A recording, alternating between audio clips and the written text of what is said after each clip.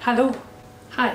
So, it's October, it's spooky season, it's Halloween, it's all those things, and I live in Scotland and we get basic Halloween stuff here. It's not like America where people like decorate their homes to huge extents and have stuff in the garden and all that kind of stuff. Honestly, I haven't even seen a trick-or-treater in the streets and stuff for years, probably. We've not had any at our door anyway. So Halloween in Scotland is very different. There's very little things that you can associate sort of treat-wise to Halloween. The only thing that comes to mind for me is candy apples, like an apple on a stick covered in either chocolate sprinkles or toffee. Other than that, there isn't really much. I know that Americans have like more like candy corn and all that kind of stuff. I personally can't think of anything else. You get the generic stuff, so you get like little chocolate eyeballs, you get all the stuff that you can buy in packets, like Haribo and all that kind of stuff. Everything tends to make itself spooky, like black Fanta. The only thing that I can think of that just I only see on Halloween is candy apples. So because it's the season, I'm going to attempt to make candy apples. Now with that becomes its own sort of a huge group of issues, because I've tried now twice to make fudge, can't do it for some reason. I can make tablet, but I can't make fudge, and that is relevant because it's sugar work, and I'm obviously not very good at sugar work. So for sugar work, most people have a sugar thermometer. So I have bit the bullet and I've bought one. Making candy apples is basically boiling sugar, putting some red food colour in it, dipping your apples in it, and that's you. So we're going to try that today. This may be a fail video, but at least I'm trying, because do you know what? How else are you going to learn if you don't fail a few times? With the added tool of a sugar thermometer and the sheer will and determination, I think we can do it, so let's try. We can only try. For this recipe we're going to be following the BBC Good Food Guide, which I will leave a link to in the description. For this recipe it's saying that you need 8 red apples, which you can see I'm already not doing, 400 grams of caster sugar, 1 teaspoon of lemon juice, 4 tablespoons of golden syrup, red or black food colouring, and glitter optional, right? And obviously 8 sticks. It says 8 sturdy clean twigs or lolly sticks. What I've done is I've chosen green apples, and the reason I've chosen green apples is because they're Granny Smith apples. So I've done research on apples and the heat and stuff like that in them. So apparently there's a lot of the red apples, the golden delicious and all that kind of stuff, when you're putting sugar on them, they tend to blister the underneath, and your sugar won't be smooth and it'll be all bubbly.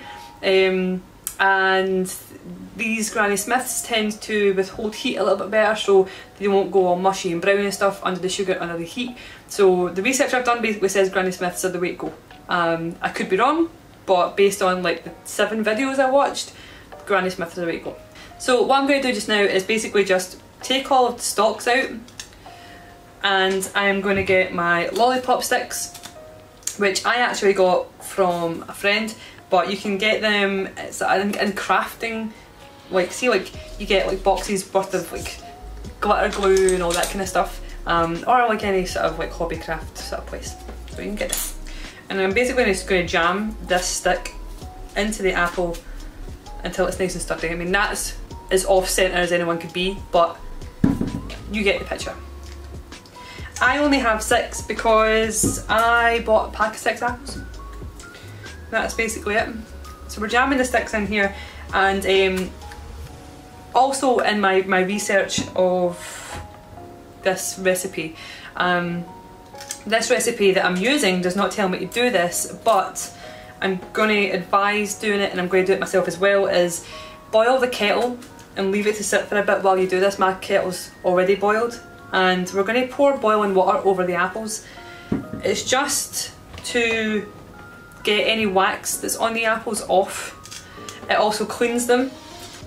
It's just, it means the sugar will stick to it more if there is any wax on the apples. Again, that's what happened in a lot of the videos I watched. It's just not in this recipe, so what you gotta do. Now, my grannies used to make this at Halloween. When I was a kid, I lived in a street that had a lot of old people in it, and a lot of old people would make these for Halloween and give them to kids and stuff. You just don't see it that often anymore. And when you see them in supermarkets, you do see them as chocolate covered apples, which is a bit gross. So I'm hoping that if old people without sugar thermometers and all that could do this, then like a little bit hopeful.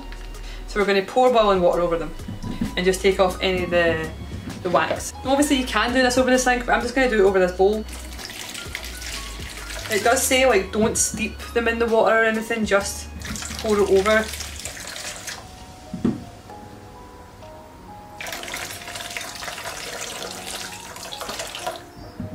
And then just take a cloth and give them a wee wipe. Make sure there's no like residue left on there or anything. Looking at the water that's left in this tub, you can actually see that it did make a difference. There is it's a little bit cloudy, so there must have been some on them, whether it be dirt or wax or whatever. Cool, so we'll put our apples to the side for a minute.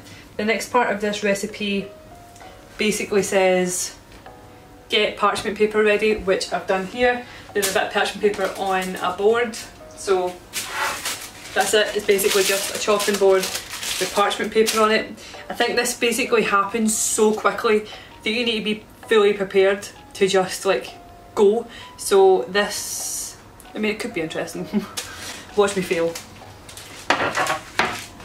So put the sticks in the apples, rinse the apples over with boiling water to make sure there's no wax or residue or dirt on them. Get your board ready with your parchment paper, and then it just basically says to start the sugar. So let's do that now. Okay, so we've moved around, and what we're going to do now is attempt to make the sugar. So it says tip the sugar into a large saucepan, add the lemon juice, which we're not going to do because I don't have lemon juice, I know, whatever. Add the water, bring to a simmer and cook until the sugar has dissolved. Swirl in the pan to move the sugar around, but do not stir, right?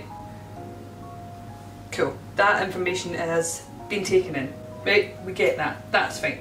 Add the golden syrup and bubble the mixture, be careful it doesn't boil over, and it reaches 150 C on a sugar thermometer. Okay, so we have our sugar thermometer, and 150 C is here. So we're going to try that. I mean, we can only try. So I have not got high hopes for this, to the point where I went out and I bought a pan. I went out and I bought a pan because I don't want to ruin one of the pans I have. Sugar is very difficult to get out of things when it's burnt into it, and yeah, so this pan cost me like £6. It's supposed to be like sticky proof and stuff. I don't know if it's going to be, but I mean, we'll find out, won't we, really? Putting it in this top hob because this hob here is too big. That light is so bright. There we go. Is that better? I don't know. So let's do this, I suppose. So sugar into the saucepan and the water, which does not seem like enough water to me, but okay. And we're just going to put it on. It says bring to a simmer. So I mean, look at that. Does that look like enough water to you? Man. Okay. I'm scared, guys. I'm scared. Pray that my kitchen shed does not go on fire, and that I can maybe successfully make some toffee apples. That would be really cool. I'd like that. I'd like that a lot. The urge to stir is intense. So once the sugar is dissolved, then we can add the golden syrup, and it is 4 tablespoons, to which I am not fucking around. I'm absolutely going to measure. So, oh.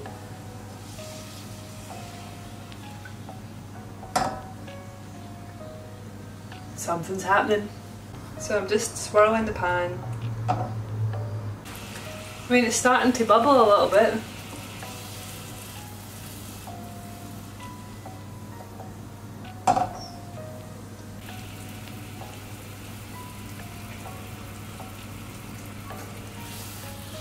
You know, I think that sugar's dissolved.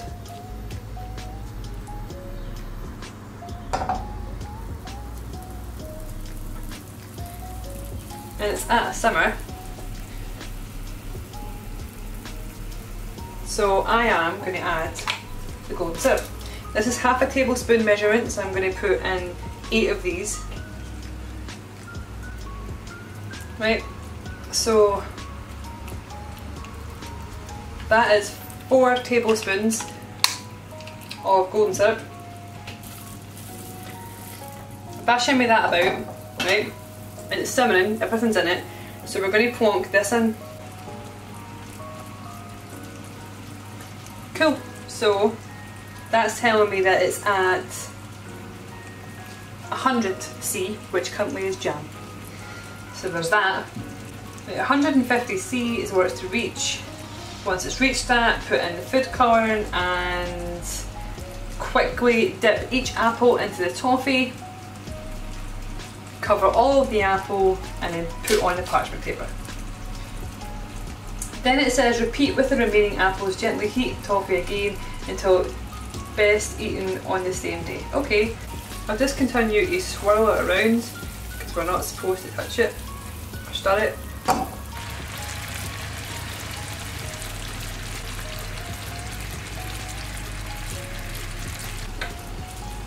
So now that the golden syrup's in, we're basically putting the temperature up, and you have to make sure it doesn't boil over, but just put it up enough until it gets to this soft crack, which is 150C apparently. If you don't have a sugar thermometer, it says what to do is very similar to what to do with tablet, to be honest.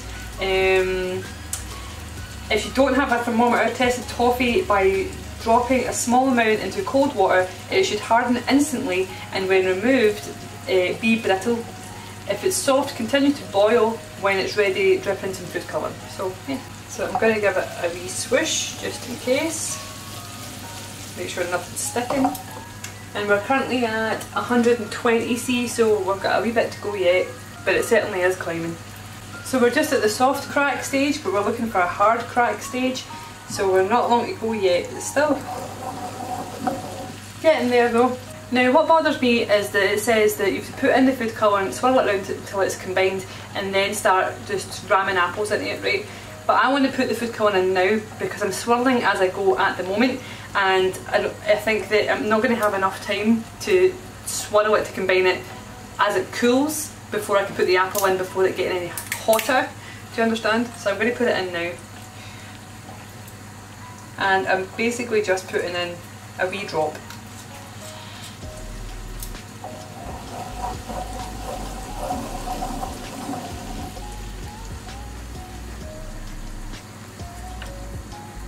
Now we're almost at that hard crack stage, it's just about to happen, and then shit's about to go down. Right, so we're there. So it says to just start dooking apples in really. So I'm going to take my sugar thermometer out and carefully put it in the sink without burning myself. And then we're just going to start swirling the apples round.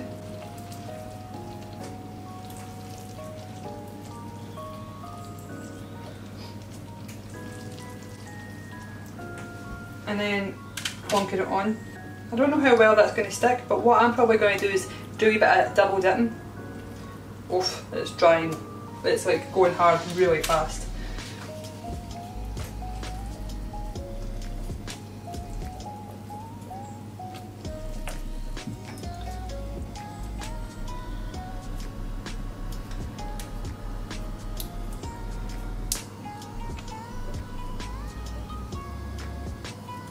It's starting to use the sugar and it's not combining as much as you want, so that one I can't get the sugar all the way at the top, which is a pain. I hope you can see this.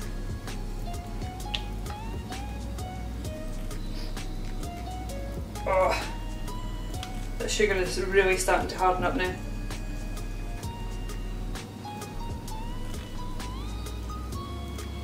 Oh wow, right, okay, so that guy has to come out because it's just sticking to the pan. Right, so what I'm going to do now is basically just get a spoon and start pouring it over some of the apples, because you don't want to waste any of that caramel you've just spent all that time trying to make.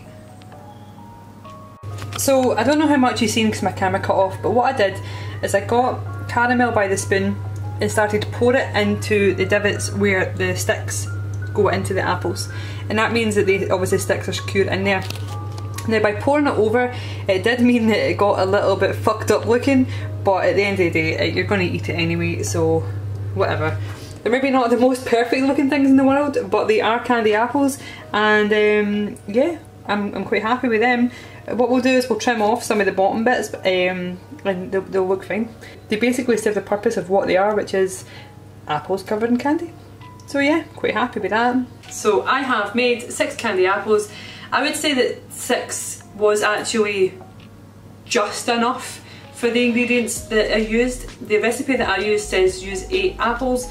There's not a chance in hell that's going to cover 8 apples. If anything, I probably would have used 4 apples for what it had and double dipped the caramel. The only other thing that I would do is maybe keep the caramel on the heat a tiny bit, but you work so fast that I don't even know if you'd really have the caramel on the heat that much longer. I'm actually really proud of how they came out for my first attempt at doing it. I had a tiny bit of caramel left over, so I've stuck it on this bit of parchment paper here, and I look forward to squishing it because it'll be very satisfying.